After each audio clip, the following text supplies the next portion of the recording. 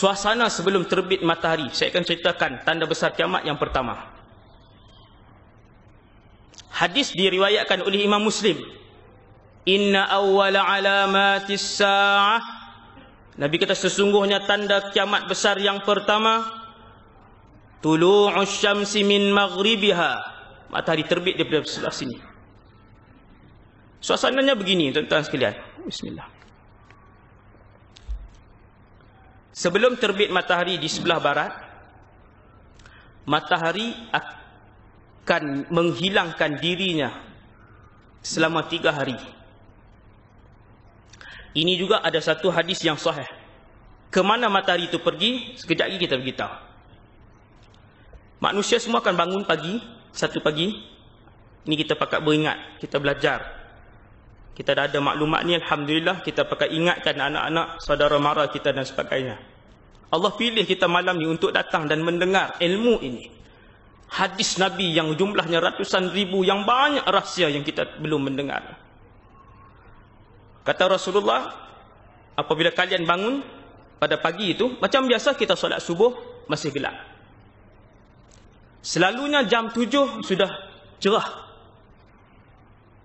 Jam 7 sudah cerah.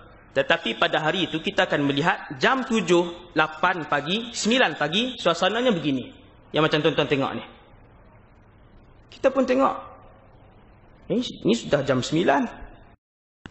Jadi kita pun tengok ke langit, oh mungkin nak hujan kot. Kan orang kita begitulah, kalau gelap ni maksudnya gelap terlampau itu nak hujan. Kita pun tengok nak hujan.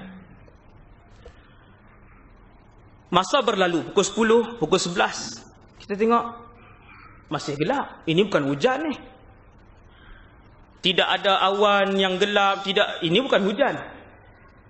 Maka ketika itu kita tahu, boleh jadi ini adalah tanda yang disebut oleh Rasulullah. Boleh jadi. Kita pun tunggu lagi. Selepas pukul 1, suasana masih gelap. Tok Bilal datang masjid apa semua. Nak azan ke tidak ni? 12.30 dah masuk waktu. 12.30 kan Zuhur. 12.30 sudah masuk waktu, tapi masih gelap. Azan. Wahai Bilal yang belajar ilmu hadis tentang kiamat, azan. Seperti biasa. Kita pun solat macam biasa, walaupun gelap. Manusia ketika itu sudah pun berkumpul di banyak tempat. Masing-masing tanya. Pukul 3 petang, pukul 4 petang. Ini apa yang berlaku ni? Masing-masing menunggu berita daripada TV dan sebagainya. Maka kita akan tengok dalam berita sebagainya, fenomena alam yang tiada huraian. Sekarang ini pun Allah sudah tunjukkan banyak fenomena alam yang tidak boleh dirungkai oleh sains dan ilmu. Kemudian tuan-tuan, kita pun akan tengok manusia sudah mula berbincang di masjid, orang dah mula riuh. Suasana dah jadi bincang dan sebagainya. Kita tunggu esok. Keesokan harinya, malam tu semua tidur. Orang tidur. Esokkan harinya semua bangun. Hari yang kedua orang lebih ramai melihat. Lebih ramai yang menunggu. Tetapi yang bangun lewat jugalah. Yang tak sembahyang subuh, tak sembahyang subuh, macam biasalah. Dia tengok apa ke, dia tak heran. Bila manusia akan insaf, sekejap lagi saya akan sebut. Hari kedua bila kita bangun, manusia semua pakat tengok. Jam 7, jam 8, suasana gelap seperti ini. Ketika itu, yakinlah kita dengan hadis Nabi sallallahu alaihi wasallam bahwasanya dalam masa sehari ataupun 2 matahari akan terbit daripada sebelah sini. Hebahkanlah kepada adik-beradik kita, saudara mara kita, bagi tahu. Mereka yang jahil, yang tak tahu apa-apa tuan-tuan, yang tak hadir dalam majlis-majlis ilmu yang begini, bagi tahu kepada saudara mara kita. Kita semua ni wakil kepada ahli keluarga kita. Apabila hari kedua kita pun tengok masih gelap. Sampai jam 10, sampai jam 11. Gelapnya adalah begini. Gelapnya adalah seperti gelap malam yang matahari tidak keluar. Ketika itu matahari beredar ke tempat lain. Kata Nabi, gelap itu sama ada 2 atau 3 hari. Bukan 3 hari confirm. 2 atau, sebab ada 2 pendapat, ada 2 hadis. 2 atau 3 hari. Tuan-tuan jangan bila hari kedua tuan-tuan kata, oh tak apa, ada sehari lagi. Kan? Esoklah beritahu. Oh jangan tunggu 3 hari. Bila dah masuk 1 hari, gelap sepanjang hari itu, baru nak masuk hari yang kedua, terus lakukan tindakan yang segera. Tindakan yang paling segera. Kerana ada hadis Nabi kata 2 hari saja gelap. Hari ketiga naik matahari. Tuan-tuan, kita pun bangun pada hari yang keempat. Kalau kita ambil pendapat hadis yang mengatakan bahawa 3 hari gelap itu, kita pun bangun pada hari yang keempat. Seluruh manusia bangkit pada ketika itu dan mendapati ha inna syamsa qad tala'at minal gharbi. Nabi kata seluruh penduduk bumi ini akan melihat matahari itu terbit daripada sebelah barat. Macam mana ustaz? Matahari kan berbeza terbitnya. Di sini jam 7, kemudian baru di tempat lain. Ini kuasa Allah.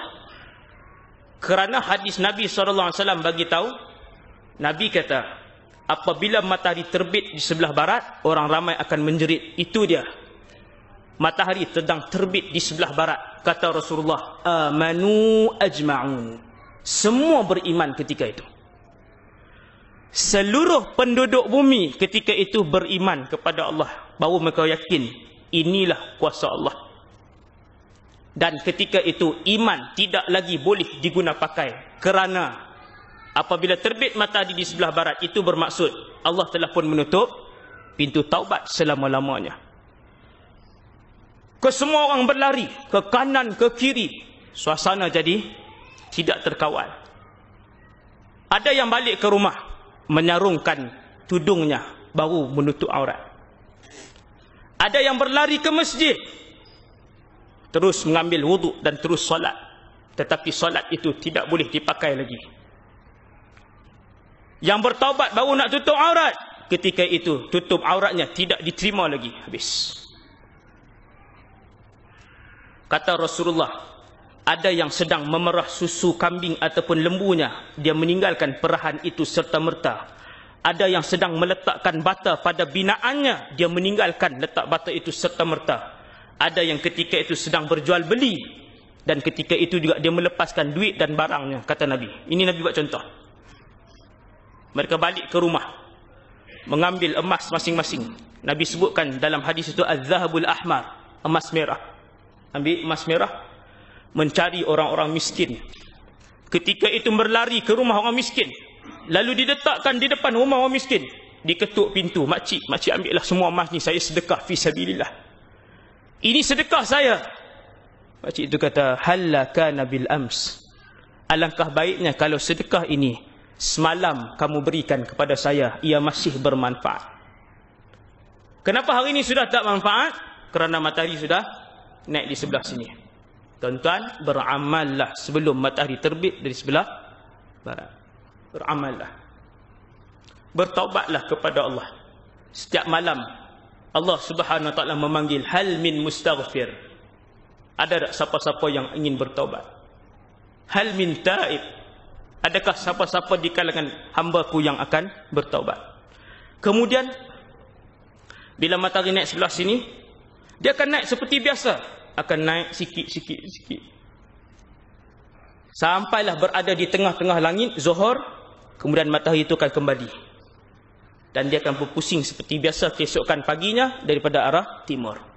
Macam biasa balik. Keadaan menjadi normal. Cuma hari pertama dia naik itu adalah petanda daripada Allah. Wahai manusia sekalian, pintu taubat telah pun ditutup. Itu isyaratnya. Kemana pergi matahari?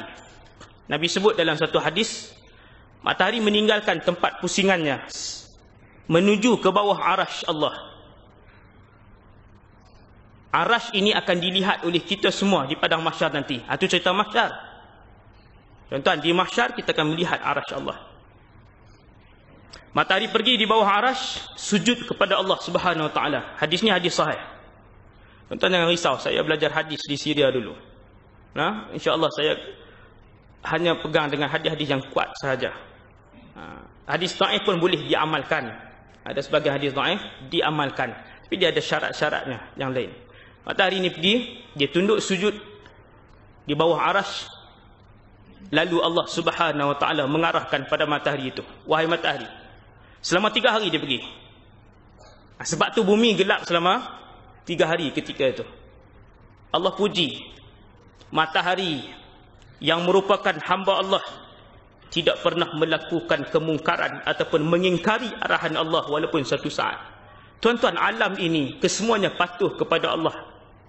Binatangnya, tumbuhannya, langit dan angin, bukit bukau, sungai dan laut, semua para malaikat, kesemua jenis binatang yang hanya melakukan maksiat dan kemungkaran kepada Allah hanyalah 2 makhluk, iaitulah jin dan manusia sahaja. Syaitan apa semua masuk jin lah. Matahari tunduk dengan patuh. Tidak pernah lari matahari ini daripada orbitnya walaupun sejengkal ke depan ataupun sejengkal ke belakang. Kata kecendekiawan astronomi, ini ilmu akademik, seandainya matahari itu mara ke depan sebanyak sejengkal, nescaya terbakarlah seluruh bumi ini. Tengok matahari dia pusing. Kalau dia ke depan sejengkal sahaja daripada kedudukannya, kata para ulama cendekiawan astronomi, maka terbakarlah isi bumi ini. Dan seandainya matahari itu berundur ke belakang sejengkal, maka bekulah bumi ini. Tepat dia berada di situ, taat kepada Allah Subhanahu wa taala. Allah arahkan, wahai matahari, selepas 3 hari kembalilah kamu ke tempat pusingan kamu. Tetapi terbitlah pada hari yang pertama daripada sebelah barat, dan kemudian terbitlah kamu seperti biasa kembali. Matahari pun balik selepas 3 hari, pulang daripada arash, kembali kepada tempat pusingannya, dan dia terbit daripada arash ini.